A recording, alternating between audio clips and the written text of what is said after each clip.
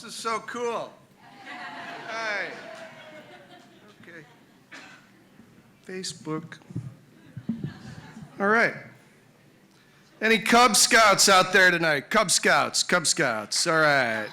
Well, if you're 10, 11, you do the Cub Scout thing, you can go to the Arrow of Light ceremony where you can become a Weeblo. And at mine, this guy gave a speech about his experiences in World War II that stuck with me the rest of my life. He cheated to get into World War II when he was 19. He had a bum eye, so he took the eye test, and he had to cover the other eye. And boom, he got into the Army and volunteered. And he was fluent in German. He was an expert marksman rifle guy, so he became a sniper scout in front of about 150 guys in a battalion to go into a town, not get killed, and come back and say what was going on in that town. A pretty intense job for a 19-year-old. 44 and 45 was the coldest winter on record to that point in Europe. It was 10 to 15 degrees below zero, and the 12th Armored Battalion Division's job was to cut off German troops from going north to what would be the Battle of the Bulge. He wrote a book, and in there he said he was always scared, he was always cold, war was a 10-foot circle around you, and you had to kill or be killed. He truly saw the bottom of humanity by seeing so much death around him all the time.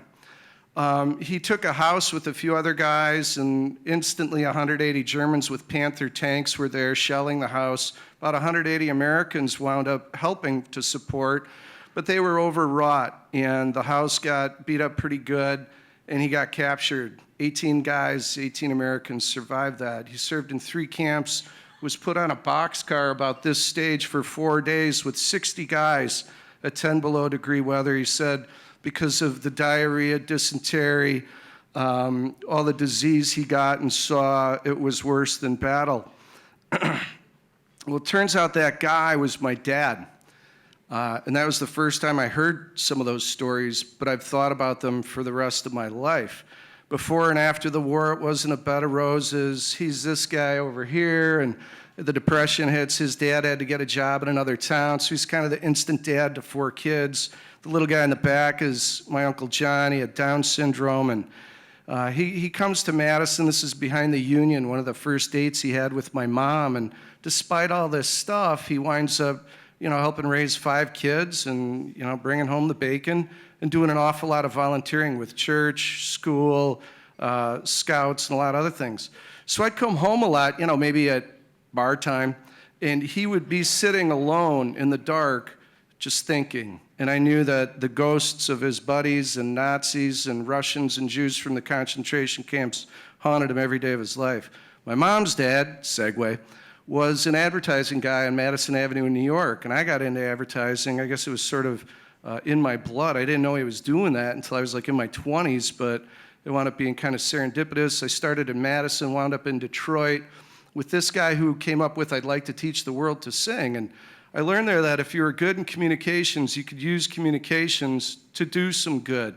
So I came back to Madison, started getting a family going with my wife, and at KW2, which I wound up buying, we wound up trying to think, how can we do a lot of good?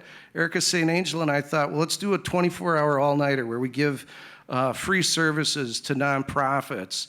And you think about these nonprofits, you know this, they're strapped for time, money, expertise, and help.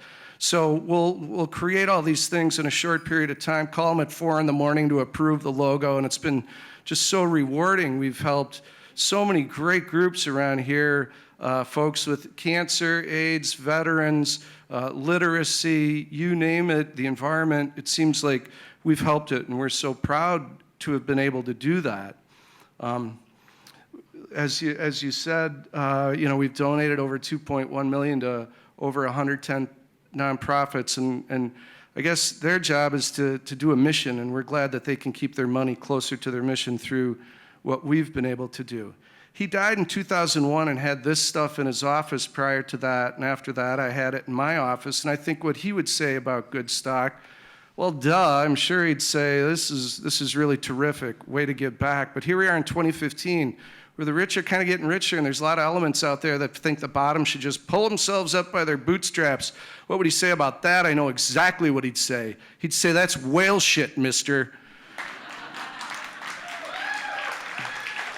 So By seeing the bottom of humanity and the abject horror of war and death, I think he realized the potential to do good.